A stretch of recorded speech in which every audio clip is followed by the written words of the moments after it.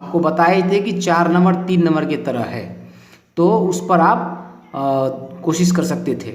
लेकिन आज हम 4 को भी हल करेंगे। मैं हूं जेके यादव। चलिए शुरू करते हैं। यदि 15 cot a बराबर 8 हो तो साइन a और सेक a का मान ज्ञात कीजिए। क्या दिया है? दिया है 15 cot a बराबर 8। तो यहाँ से cot a निकाल लो, तो cot a बराबर होगा 8/15। इसका मतलब cot थीटा का सूत्र क्या होता है? आधार बटा लंब, आधार बटा लंब। ठीक है, आधार बटा लंब दिया हुआ है। अब एक राइट एंगल ट्राइंगल बना लीजिए, यानी कि समकोण त्रिभुज बना लीजिए ए बी सी।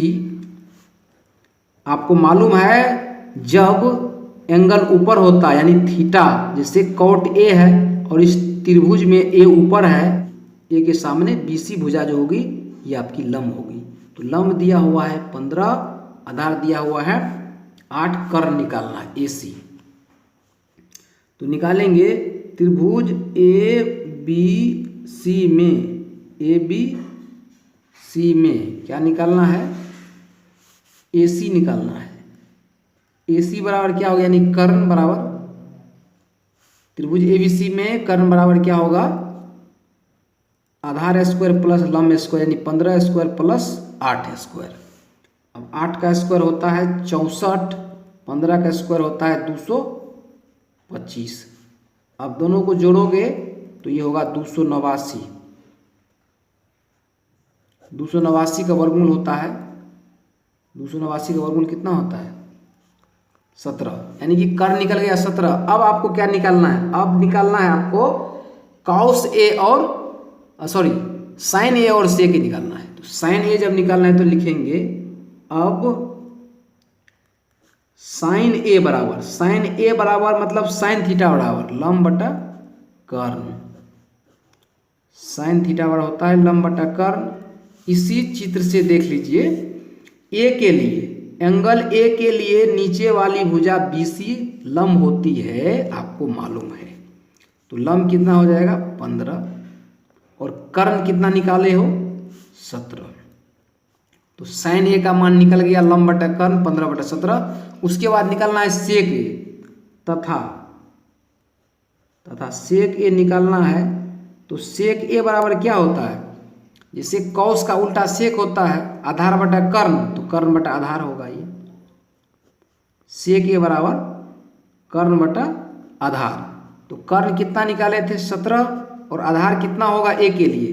a के लिए BC तो लंब हो जाता है, तो AB क्या हो जाएगा? आधार हो जाएगा।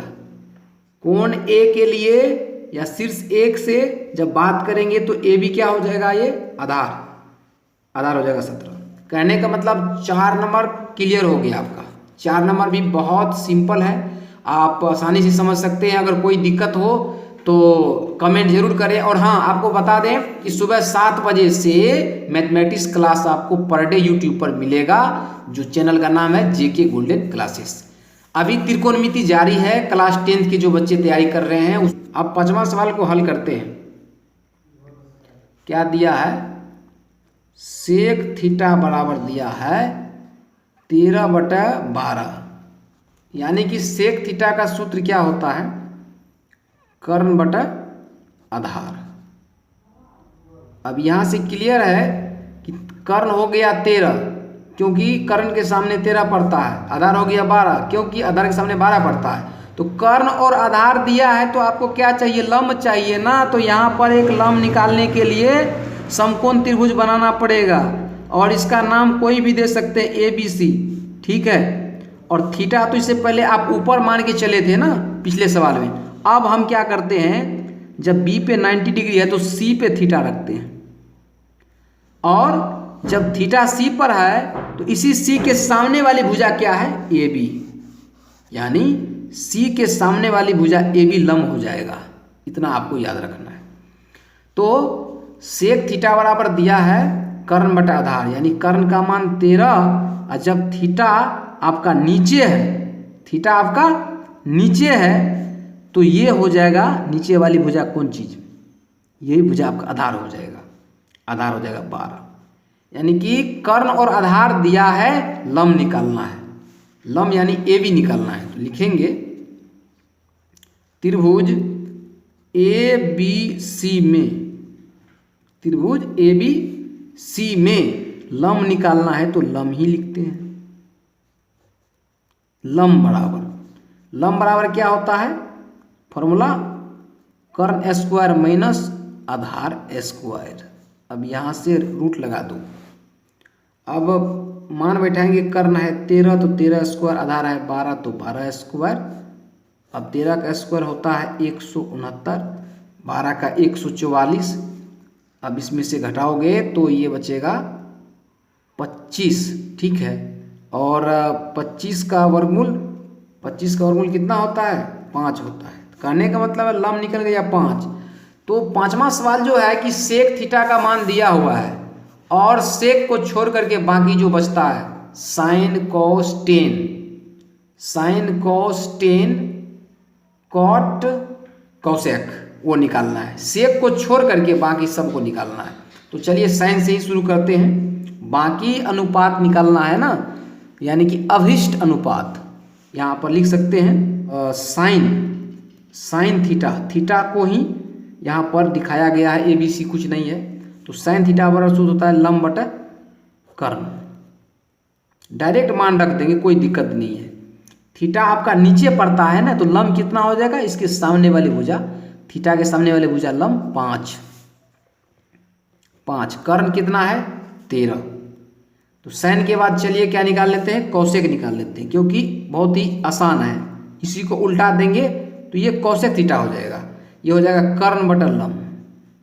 कौसेक थीटा बराबर कर्ण बटा लंब। कौसेक थीटा बराबर कर्ण बटा लंब होता है, सब जानते हैं।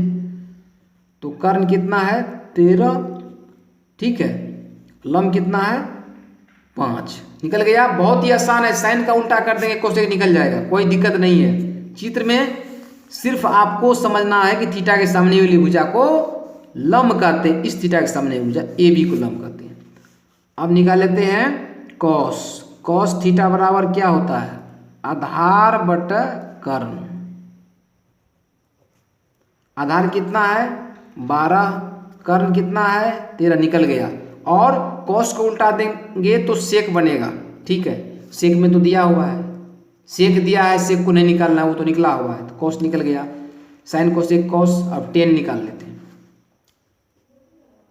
टेन थीटा बराबर लंब बटा आधार है। बिल्कुल आसानी से आप समझ सकते हैं, क्लियर कट। लंब कितना हो जाएगा, लंब तो 5 निकाले थे और आधार 12, ठीक है। 5/12 हो गया टेन थीटा का। 10 को उल्टा देते हैं तो क्या होता है कोट। लास्ट में निकाल लेते हैं कॉट थीटा। कॉट थीटा बराबर क्या होता है, आधार बटा लंब। कुछ नहीं करना है, जो 10 में मान है उसी को उल्टा दीजिए, 12/5 हो जाएगा। तो दोस्तों आज की वीडियोज में भी 2 प्रश्न हल किए। पहला सवाल जो हल किया गया था ये 4 नंबर का, यहाँ से यहाँ तक स्टेप आया है, ठीक है।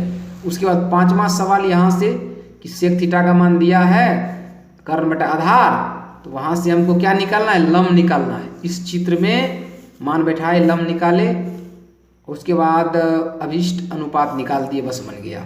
कोई दिक्कत नहीं है, आसानी से आप समझ सकते हैं। जो प्रोसेस बताए हैं वीडियो को स्किप करके आप समझ लेंगे।